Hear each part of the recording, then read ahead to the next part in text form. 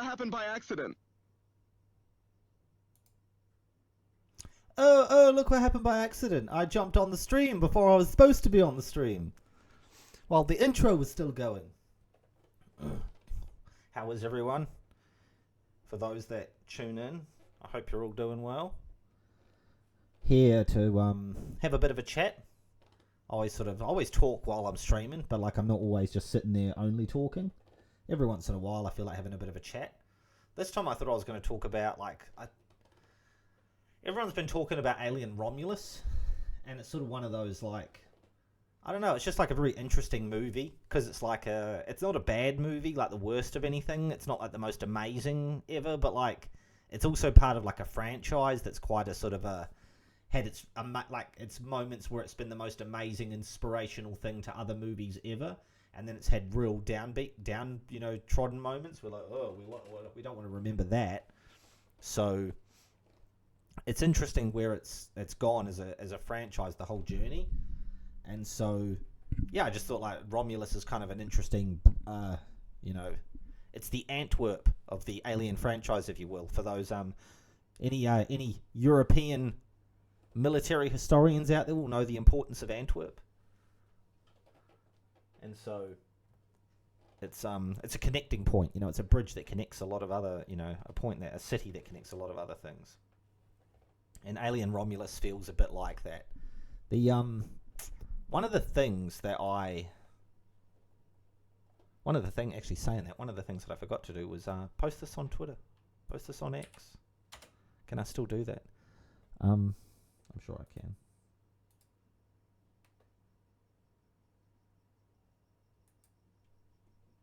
What am I doing?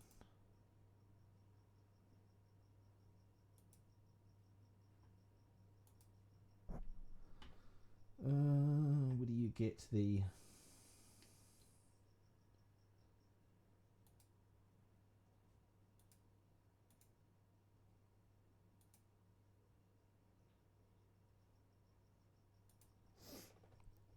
Oh, I know how to get to it.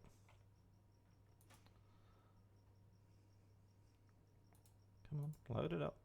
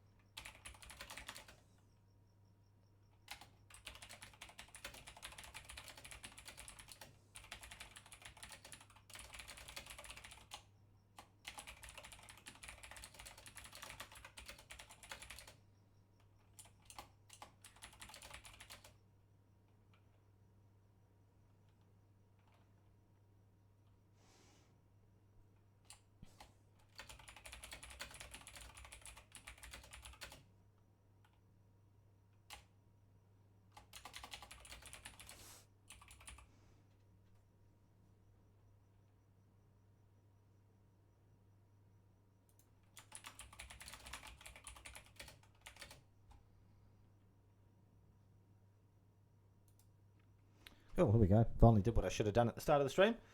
And, the thing about Alien Romulus, right, is it's a really strange film because on one hand, you've kind of got like this very, how do I explain it? Well made in terms of its practical effects and just, a lot of different angles about it that are high quality.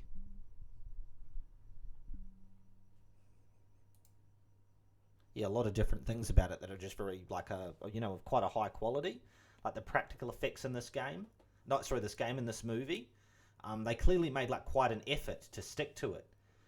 But yet then there's things about it that people found really contentious that they chose to change. And one of the movies that I weirdly sort of correlated this to was, there was they did all those Resident Evil movies throughout the 2000s and through the 2010s.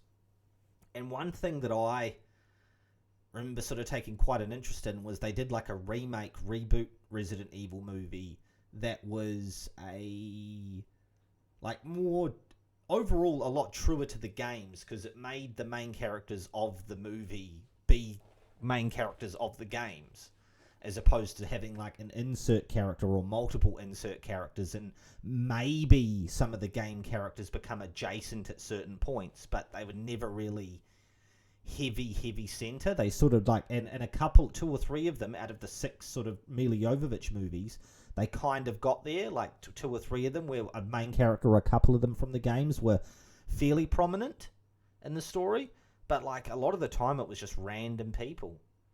And even if they did include people, there were a bunch of times where they weren't really that close looking. There was a couple of times that they were, but the reboot, remake, whatever you want to call it, movie, Welcome to Raccoon City, that really made an effort to make a lot of things look and feel like the first maybe 3 games in the series, of which it was doing a story that was sort of a compressed version of games 1 and 2.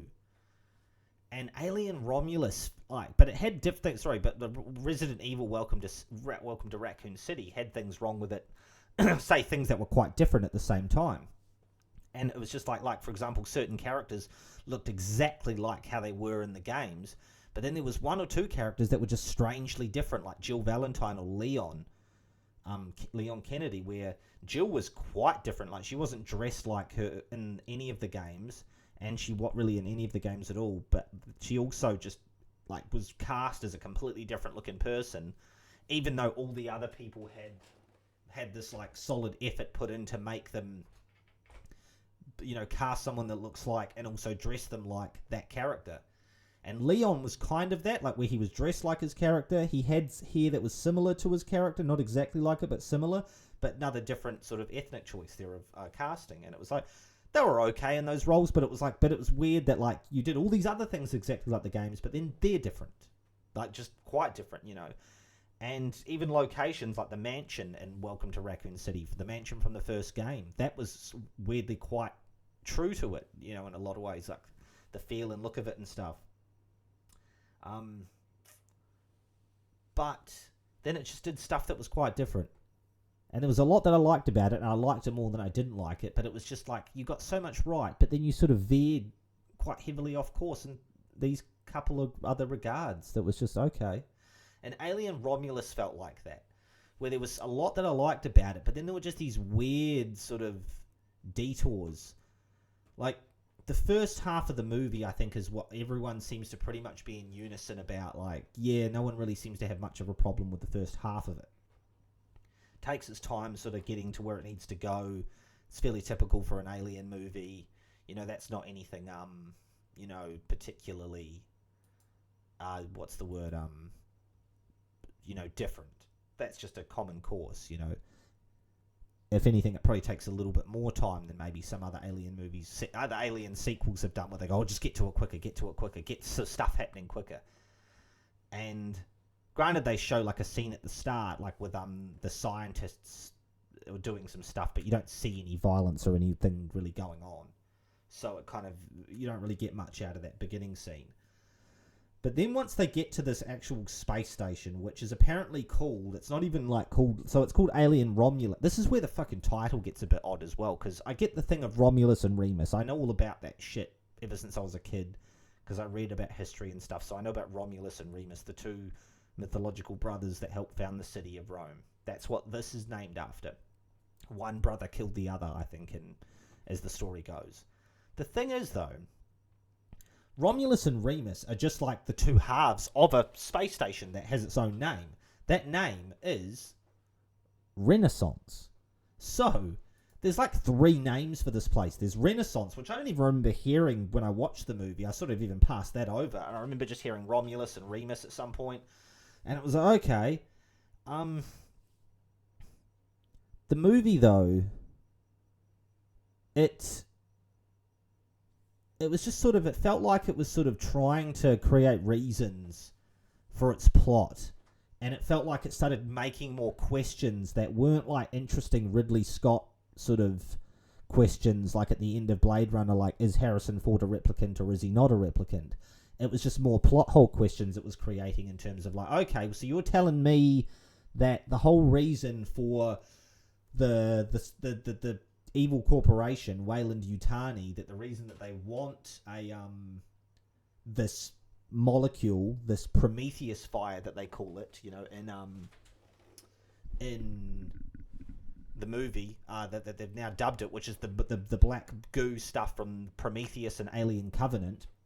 So it felt like they included that. Yeah, them including that in. They said that their reasoning for like why that they want that corporation wants that is to get humanity, like give it a kickstart evolution wise, and make mankind, human beings, be able to like survive in space in the way that they need to. That they are not, they're not like, they're failing at being what the company needs them to be, basically, which is quite sort of statement in its own right of how this corporation deems that mankind needs an upgrade, so they're going to force mankind to upgrade, for their money, for their financial, profits and all that shit.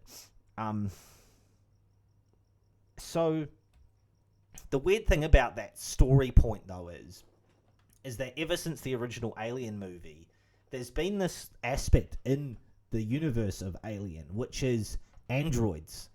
Just like they have in Blade Runner, and they use them specifically for work purpose, they have androids in the Alien series. There's always like one in every movie at least, and so it's like to have like the sudden necessity of like, oh, this whole thing has been about getting mankind to be able to survive in space. It didn't feel believable to me as like that's why the company is really trying to push for that, to get access to that. It didn't feel like a truism. If you'd told me that, oh, the company wants this to make, biological weapons, or they just want to weaponize the alien, which is what it ever seemed to be in the original Alien movies. That was the context of it, was that the corporation or the whoever's, the corrupt people in power, they want to like manipulate and use the alien, stuff for its own, their own benefit, their own reward somehow. But it was always just using the aliens themselves. And this kind of took it to like it tried to make too definitive of a reason and really get into like the hyper detail of it too much. That makes you then think on it too much, because they're trying to get more complicated with that notion. And the notion was simple. Yeah, the corporation wants to weaponize the deadly thing. That's sort of enough. We didn't need to know more than that. But then they did with this movie. They've now gone... Because even in those Prometheus and Alien Covenant movies, the idea still seemed to be that we just want to use the black goo to make the perfect organism killing creature thing. It seemed to be the idea of what that was, even though there's androids in it and stuff. That even why David, the bad android that Michael Fassbender played in those two movies, he was just trying to create something akin to that as well. It didn't necessarily seem about that it was about for improving humanity. So to add that sort of, to try and get as layered as a plot point, like it was like that, it was already a plot point throughout the whole series, but it was a lot simpler, and it made more sense because it was a more simplistic point that they had said, and that was sufficient. But now they tried to get into more detail with it, and then the thing is that the details they provided just got confusing, and sort of, well, hang on, you have androids already, they can do all this stuff in space, why do you need to upgrade humans? Androids seem to be doing fine, like you're setting up colonies everywhere all over the place, like, and they don't seem to be failing as the way they're going on. So they're kind of trying to retroactively add in that there is this sort of disparity of like the colonialism of the colonizing of space isn't going according to the way they would want it to, or they're not as happy with it, And I could understand corporations never being happy enough that they always want more. I could understand that story point, that idea, that thinking, reasoning. But the idea of it being to want to improve humans, when they quite clearly have this, slave workforce of like, replaceable slave workforce of androids that they can just program to do whatever and whenever and just, they'll obey on a whim.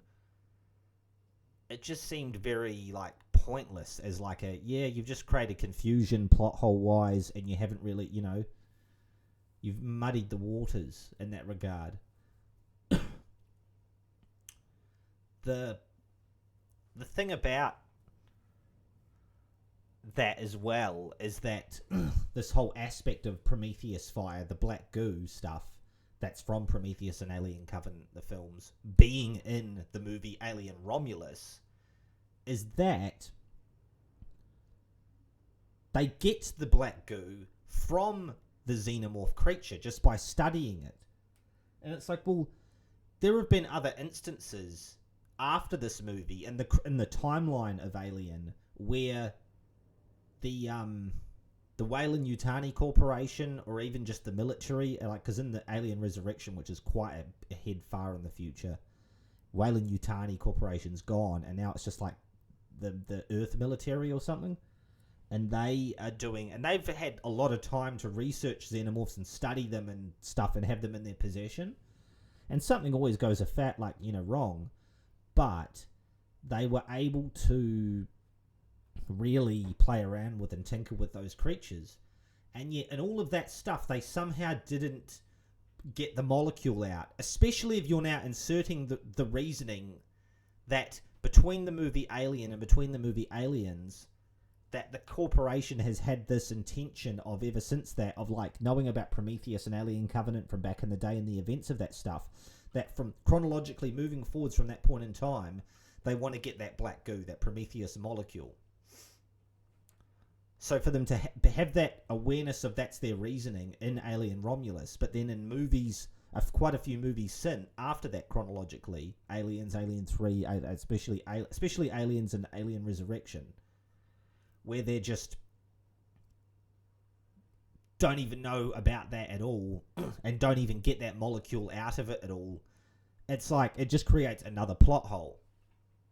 Now then, on top of that, there's also another aspect about that whole Prometheus black goo thing being added into this, which is if you removed that from the story, them mentioning the black goo in this movie, you could basically still do the exact same movie. The only thing you would have to change is that you would have to make the pregnant woman, you would have to change what happens to her. That, okay, well, she gives birth to her baby and it's, it's fine, or she doesn't give birth to it during the movie, or she gets a face hugger. I think the idea that way, maybe if you hadn't have done that, had the black goo thing happen to her, I would have just had that she got a face hugger on her, and quickly, and it's like that Asian chick, the bald Asian chick, and then you're not sure if it got her or not, if it put anything in her. And then I would have at the end that, it did, or something, and so it, how do I put it? It feels like an addition, like after the fact the story was written, that they wrote this story of Alien Romulus, the movie name, and we're like, okay, there's this guy that goes from these people that go from this colony that they're on and they're not enjoying it, and they take their little space freighter, which only seems to be able to go so far. I think it's into the atmosphere of the planet that they're already in. That's where the space station that they find is. It's literally just around the planet that they're at. And they go to that space station, and then they find that it's in ruins and stuff. It's not a spaceship that's derelict, it's actually a space station. They go onto it, they find it's derelict, and what's going on here, da-di-da-di-da. They can still find the damaged android that looks like Ian Holm, Rook, and they go, through the place, find the cryo-sleep canisters that they need. And then they discover that, the original xenomorph got picked up by the people on the space station. They studied it. It ran rampant, killed some people and shit. It died, but it managed to create more somehow. Like, it managed to create a hive and get other space huggers and stuff. And so, all of that could have been done still. And that would have been, I feel like, a sufficient contained story, enough of a story for from what we heard originally that they were going to do. And then, because remember, prior to this movie coming out, there was nothing that we really knew about, like, oh, Prometheus or anything's going to be a part of this. It just seemed like we're getting the impression of this is just an isolated, standalone little more horror story. And it is more of a horror thing, definitely. But it still had to bring this Prometheus Alien Covenant stuff into it. And so, that's why, and the way it's added in, the way it shows up in the story, how it does, it feels very added in after the fact. Whereas something like, how do I explain it? I'm trying to think of a good example. You know, like, what's an example? Like, say, Sigourney Weaver, like, Ripley in the third movie, having an alien in her, doesn't as much feel like an add-on to the story because of the nihilistic content, like, way that movie's done and the story, how that story is. It feels like that's just what the story is. That, yeah, it's about her sort of trying to stop an alien on this prison planet with stuff all going on, and then she's only got so much time because she's got one in her. It didn't feel like an add-on, whereas the Prometheus stuff that comes into this movie, the way it shows up when it does, it feels it only shows up in a couple of regards. Like, when the android scientist Rook, the Ian Holm lookalike, mentions it, and then the fact that where that woman stabbed herself with the syringe with the black goo in it, and then her baby when it's born, it's like it's like the violent mutant creature thing. Other than that, though, the Prometheus story stuff really just isn't a part of it at all. And so it really feels like this weird addition that they've added in. I might be wrong about that, but it really came across like that. And it just felt like, oh, why are we bringing this up now? Especially this far into this movie. Like, why are we, going here? I felt like we'd avoided this. Not because that stuff's necessarily bad, but we're telling this story over here about this stuff. And I actually would be interested to see, like, another one of those movies. I don't know if we need another. Ridley Scott apparently wanted to make 2 originally of the 4 in total, so another 2 of the prequels. I don't know if he doesn't really need 4 in total, but I feel like at least one more to sort of even finish that story off. And if they could even try and have that finished somehow in a cool way with that spaceship from the original Alien movie landing there, because that seemed to be the idea that they were going to get to. So that would be cool to see that finish off, because I did really like Michael Fassbender in that role as that android. He was very good in that role. But, yeah, I just feel like they added in a bunch of stuff that just weighed down Alien Romulus. And I feel like by adding all of it in, it's literally really only all of that stuff that kind of adds in the plot hole of it all. The idea of them just having the xenomorph from the original movie survive and get picked up by them, by the time that the main characters get to the space station, all the scientists are dead. So I think you can quite easily make the argument of, well, they probably didn't tell everyone else. Maybe they were keeping it, they hadn't gone and told the corporation yet. They thought that, let's sort of see what we can do with it before we report our results back. Like, that happens all the time in movies or in stories where there are mad scientist characters and stuff, and they go, oh, we should report in or send a report to say we found something. No, we don't want to send it until we know what we've, they want to sort of get the attention themselves or the credit as much as they can for it. And that would have been enough. Like, you could have even had the fucking android say that, of like, why didn't they report back? Oh, if they even needed to, but you could have said that would have been it.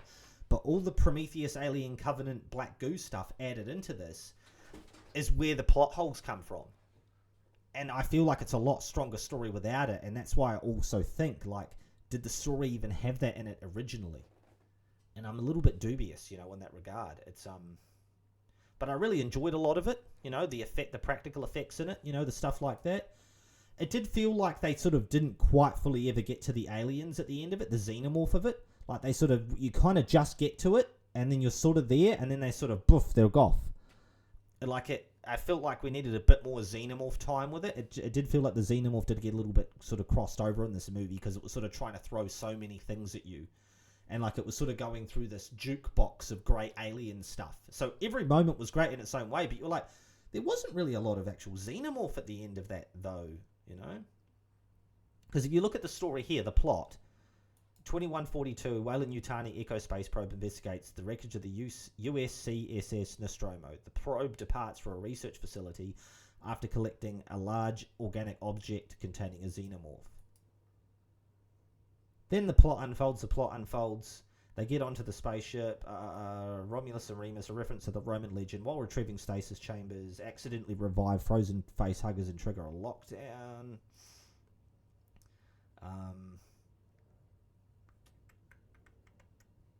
And then there's stuff here with, like, this is actually something I'll get to in a moment as well, as the android getting his programming tinkered with. But he seems to all be very much back to normal at the end of it. And they didn't create any ambiguity that maybe he's not. I thought it would have been kind of cool that is he really still the same at the end? Well, they just sort of seem to kind of bring him back in it. Nah, he's back normal again. Or maybe even normal but better. But, like, I like that, hang on, like, if he went, it was a bit of ambiguity, and I feel like it would have actually told that story of that theme of Romulus and Remus of killing your brother a bit more. That maybe that theme that they were trying to get to, but they never really sort of got as honest with it as they should have. And they tried to sort of skim back on it a bit, like, oh, we can't kill off Russell Crowe in LA Confidential, so have that shot at the end of him where he's in the car and he's alive still, so that the character survived. Because originally his character was meant to die in that movie, and then they were like, oh, actually bring him back, have him live. As the group flees the chamber, a facehugger latches onto Navarro, Rain reactivates Rook, the xenomorph with its clones killed the station's crew, while Tyler tries to remove the creature, so they cloned it. Rook warns it may have implanted a seed, despite Andy's attempts to stop him, a chest burster emerges from Navarro, killing her, crashes. There's also the gestation period of how quickly a facehugger, because you look here, like literally, facehugger latches onto Navarro, and then a chest burster emerges from Navarro. Granted, that's only 4 lines, and a lot can happen in 4 lines of a story.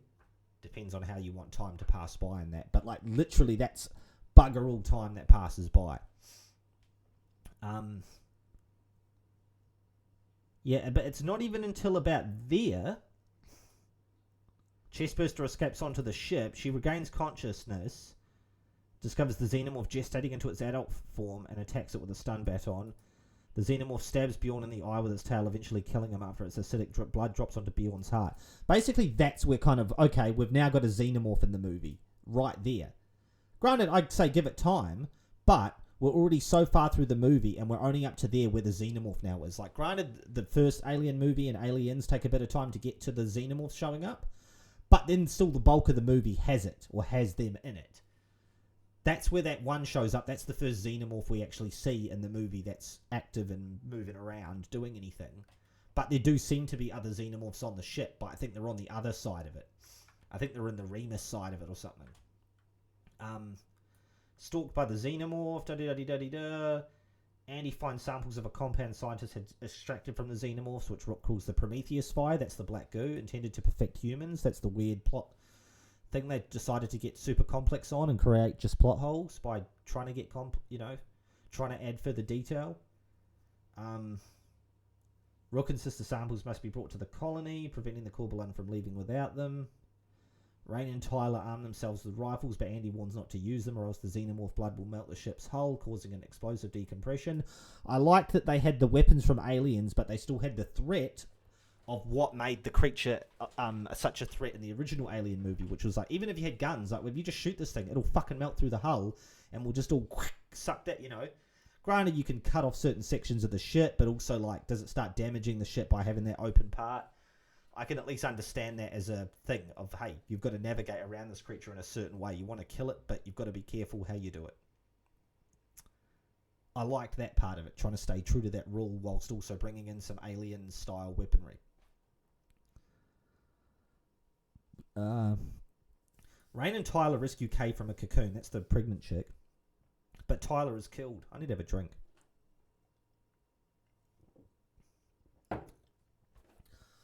Ugh. Too much talking.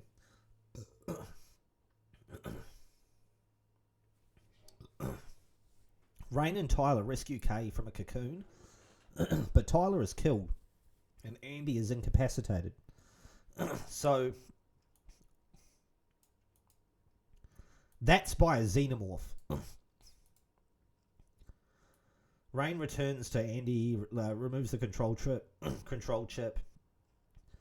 Rain disables the ship's gravity, allowing her to shoot the xenomorphs while keeping their blood away from the hull.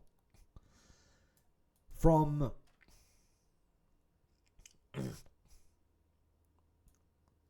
about there, literally there to there is where there are xenomorphs in this movie. Is that chunk of the film.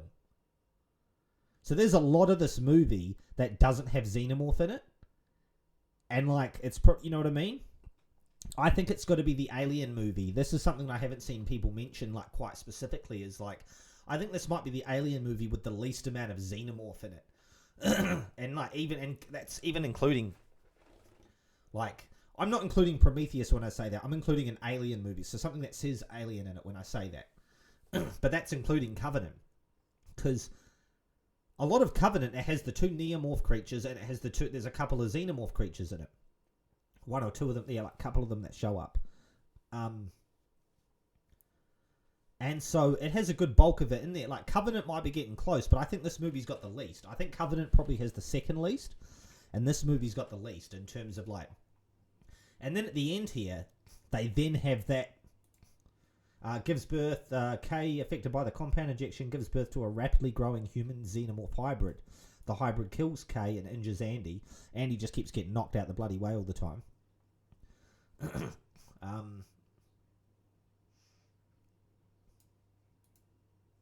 There's like 3 moments, I think, where Andy gets sort of like knocked out or something or other.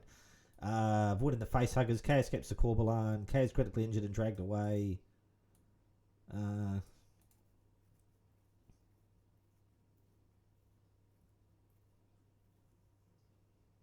Oh no, there's like twice. Yeah, it happens twice. I was like, feels like there's like at least 2 or 3 moments. There's 2 where Andy sort of gets knocked out or sort of boffed off to the side, so he's not, he's not able to save the day.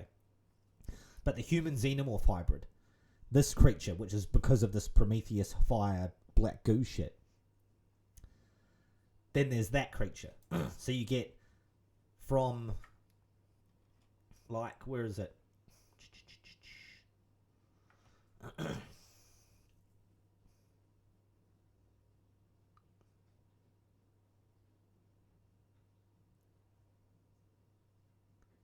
So about there, all of this part,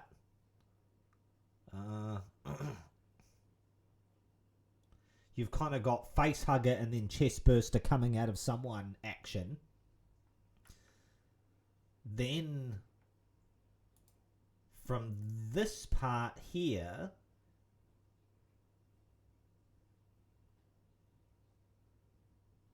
you've got xenomorph action, like adult xenomorph action. A lot of it with just one of them, but then at the very end there's like a bunch of them. All of a sudden there's a horde that shows up that's just not present throughout the rest of it, but they're apparently there in the space station the whole time, which is another kind of plot hole thing that I didn't quite understand how they were explaining that. How all the action and noise and everything going on through the rest of it, but those creatures don't come after them. And then you've got this hybrid thing at the end here. Little bit of action. So the movie really feels like a jukebox of alien stuff. Not just in literal, like, trying to repeat scenes or anything, which it does a bit of. Nostalgia berries sort of thing. Member berries. But it also literally feels like it's sort of a jukebox of trying to hit all the different, like, make sure you have that section of it, make sure you have that but it's done it in such a sort of a jukebox manner that you don't really ever get a lot of any of it. So I remember thinking, wow, I get a lot of facehugger action in this movie, but then as a result of it, there's not a lot of xenomorph action in this movie. Because if you actually look up, like, when that shows up in the film, it's quite a way into it, and then it's not that really long after that they deal with them. But then there's, what was the other thing that I was going to mention? The android. So there's Andy the android, who is like the adopted brother of the main character, Rain Carradine. Andy the android. He is like a child in terms of the way that he operates. He's only got so much sort of software inside of him that makes him operate at a certain capacity, but he's still got his body, so his body's capable of so much, but he's only got the certain level of software in it. And what happens is when they get to that space station, they find a damaged android, which is the one that they made to look like Ian Holm, the one called Rook. And they upload like a chip from him or something into Andy, which doesn't like put Rook's brain into Andy, doesn't like make Rook now inside of Andy and vice versa or anything like that. But it makes like Andy smarter and better at moving or thinking or whatever and stuff, and faster and just quicker and more, yeah, basically the $6 million man, the best version of himself, just making his hardware run as best as he can. But it changes his prime directive, this bit here, making him loyal solely to Weyland-Yutani. They go through all of the movie where there's complications from that, where he doesn't want to risk things where he'd open a door before to save people, but now he won't because thing, and it feels like it's progressing his character forwards with, oh, well, so you got to leave people behind or something or whatever. Like, you're going to leave them behind? He goes, oh, what, like you know, because she was going to do that to him. The place that they want to go to, she was going to leave him behind because she wasn't really going to be able to take him. But then at the end of the movie, she does. But at the end of the movie, they take the chip thing out of him and put, like, the original thing back in or something. And it's like, so is he still got the upgraded part of him, but his directive, his priorities are now back to what they were? Because that's what they sort of insinuate, is that his priorities are back to what they were. But is he still improved in the way that we saw him throughout most of the movie? Or is he sort of back to, like, original at the start of the movie, Andy? Also, on top of that is, it felt like that they wanted to make a point with his character and her character about brothers and having to kill your brother, and that they never really sort of went the full way with that. Like, there was a direction that story was supposed to go in, and it felt like they sort of pushed out a little bit and were like, oh, no, we'll back off from that, and we'll have him sort of be fine at the end and everything. And it felt like, well, that he should have almost... he could have still been on the ship with them and everything, but I would have created some form of ambiguity of, like, is he good and fine or isn't he? I wouldn't have made it definitive, but I would have left that as like a great question of, is Andy fine or isn't he? After all the events of this and the stuff that they've done to him. I think that would have cemented the theme of about killing your brother and that Romulus Remus stuff a lot more. And so I feel like there's a missed opportunity there where the character didn't need to die, but they needed to sort of just edit it, film it in a certain way at the end that would have just created that, you know, that reasoning. That sort of, that feeling, you know, that potential. Because that's what it is. It's potential. It's questions that you can create. Questions that create interesting, like, you know, things of, hey, it could be going this way, it could be going that way. You know, he might be fine, he might be not fine. But instead, the only questions that feel like this movie did create was sort of plot hole questions of that. Now that doesn't make sense. That doesn't make sense. This doesn't make sense. That feels like the only questions this movie really made, as opposed to the original Ridley Scott type of questions of, what's the space jockey? What was that creature? And when was it there, and what happened with all of that? Or in Blade Runner, is Harrison Ford a replicant or is he not? You know, just questions that weren't plot holes. They were like the way that you walked out of the movie going, oh my God, you were still talking about it. I can't believe it. Was that? Wonder what that's about. I wonder what this is or who that is. That's what a movie should be doing.